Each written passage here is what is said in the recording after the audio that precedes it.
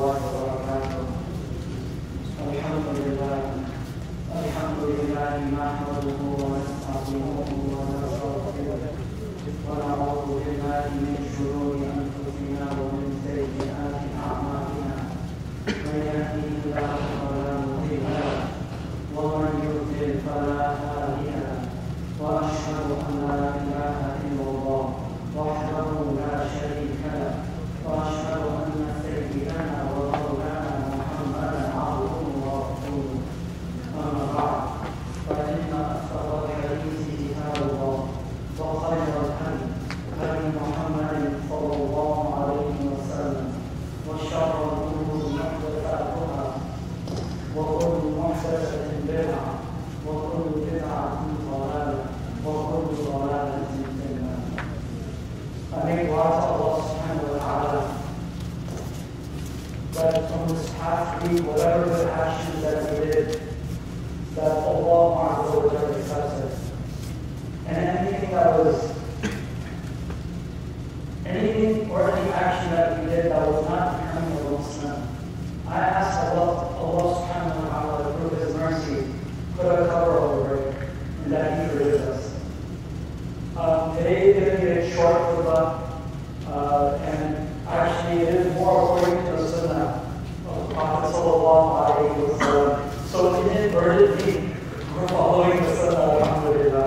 Because traditionally, during the time of the Prophet sallallahu alaihi wasallam, the Prophet sallallahu alaihi wasallam for Friday prayer, he would just go up, say a few verses of the Holy Quran, and that was your Jum'ah. For instance, he would read Salat al-Asr, he would read Surah al-Asr, وَالْعَصْرِ إِنَّ الْإِنسَانَ لَفِي خُسْرٍ إِلَّا الَّذِينَ آمَنُوا وَعَمِلُوا الصَّالِحَاتِ وَتَوَاصَوْا بِالْحَقِّ وَتَوَاصَوْا بِالصَّبْرِ. And that was their Jum'ah Khutba. And alhamdulillah, it's something because the companions of the Prophet sallallahu alaihi wasallam, there was something about that. You know, traditionally over here, especially living in the West, we don't have that opportunity to come to the masajid, or we don't have that environment. But luckily with the Sahabis, they were always around the Prophet sallallahu alaihi wasallam. So a few verses of the Holy Quran would renew their iman. So in today's small khutbah, in today's small reminder, there's a question. Better yet, there's a theory. When you love something, or you love someone, or you're in need of something, there's a certain action or a reaction. For instance, when you're hungry, how do you know that you're hungry? You feel that pain in your stomach. When you have a headache, how do you know that you have a headache? There's a pain in the head.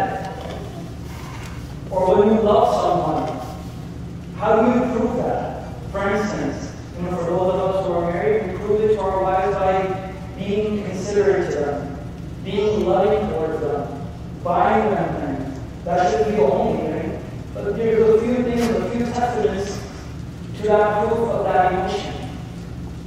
So if you were to ask that question, do we love Islam? Do we love the Quran? Do we love the Prophet sallallahu alaihi wasallam? And wallahi, we do. We love the Prophet of Allah. We do. Someone says something abusive towards him, we get very, very upset. To the point that even back home, we'll start these riots. Allah, I don't know if that's a sufficient amount of proof that we love the Prophet sallallahu alaihi wasallam. But that love and that proof should be more. It should be through our actions. It should be through the way we think. It should be through the things that He loved, we love it too. That's the proof of our love for the Prophet sallallahu alaihi wasallam. Going back to the whole Jum'ah thing, why did the Sahabis just need a few verses of a reminder? Because that love was already established in our hearts. How do we know this? You know, during the time of the Khilafat of Hazrat Abu Bakr radiallahu anhu, after Salat al-Fajr, Hazrat Umar radiallahu anhu, he noticed that when Hazrat Abu Bakr radiallahu anhu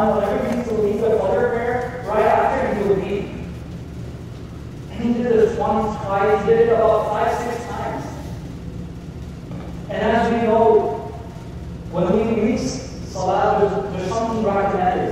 Certain azkars that we should make, and we're encouraged as young kids, we should say what? Subhanallah, Alhamdulillah. We should do the Ayatul Kursi. We should ask Astaghfar. Perhaps the Salah we did wasn't up to par.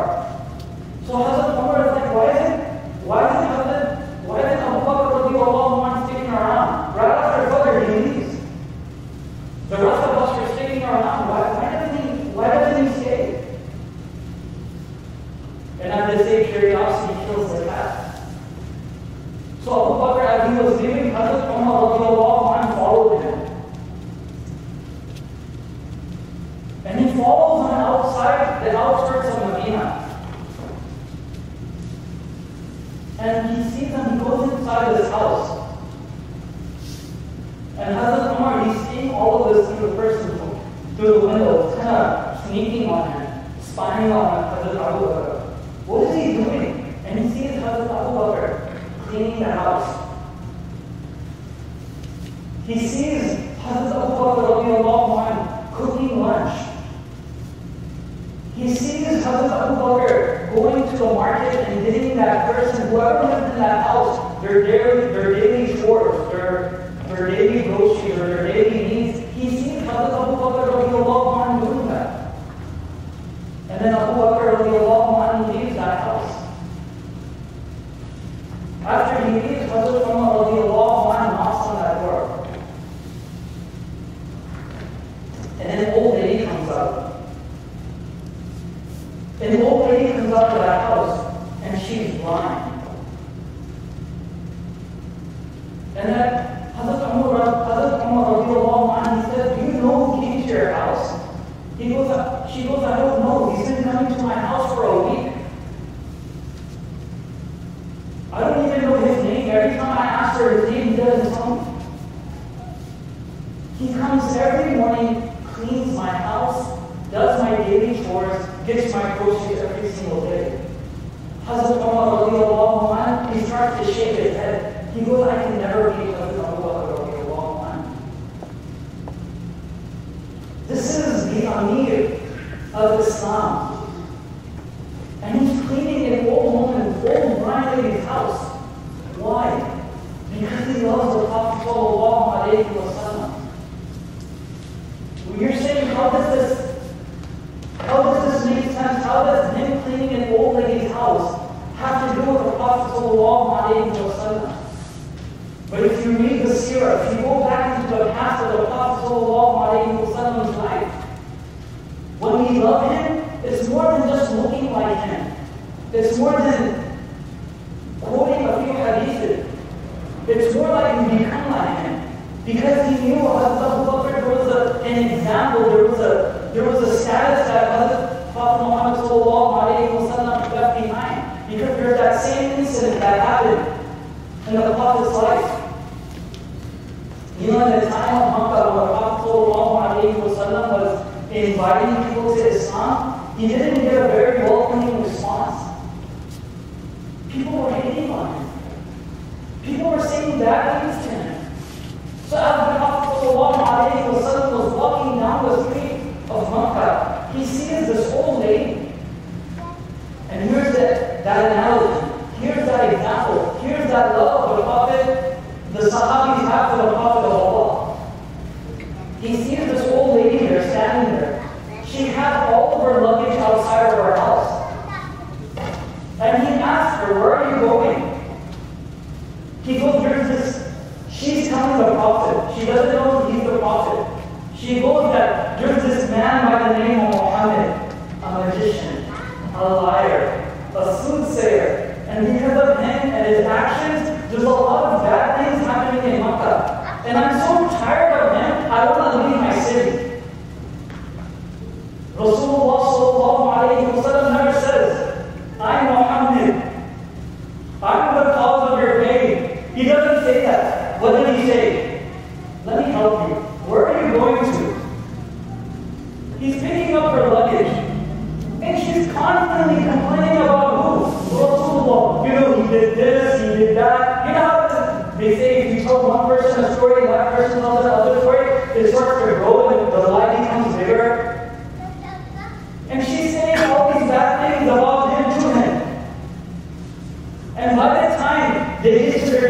explanation. She asked him, by the way, you're a very lonely man.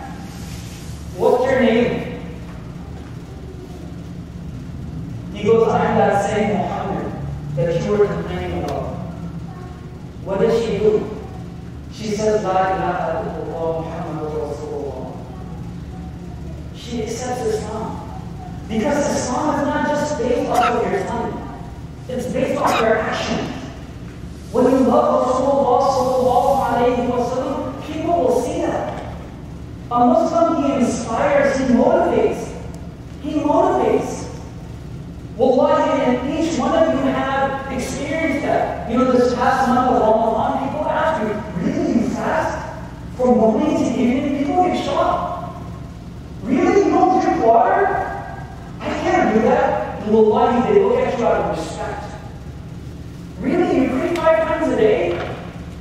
I have a hard time going on Sunday. They admire you about that. A Muslim, he inspires people. So when we say we love the Prophet of Allah, we should do it through our actions. We should do it through our actions. How we live our life. How we treat people in our community. How we treat our wife. How we treat our youngsters in our community. That's a testament to the Prophet of Allah. I go back to one more story because I know it's supposed to be a small khutbah.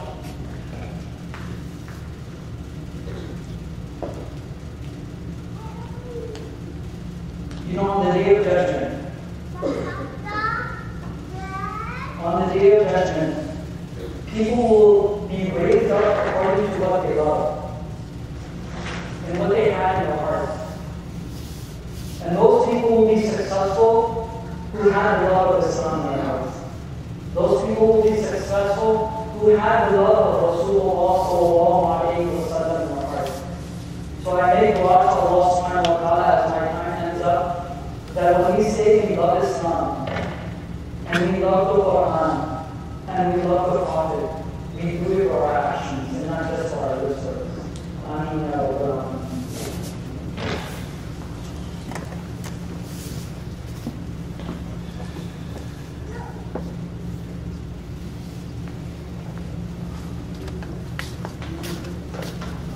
إن الله يأمر بالعدل والإحسان وإيتاء ذي القربى وينهى عن الفحشاء والمنكر والبغي يعظكم لعلكم تذكرون إن الله وملائكته يصلون على النبي يا أيها الذين آمنوا صلوا عليه وسلموا تسليما بارك الله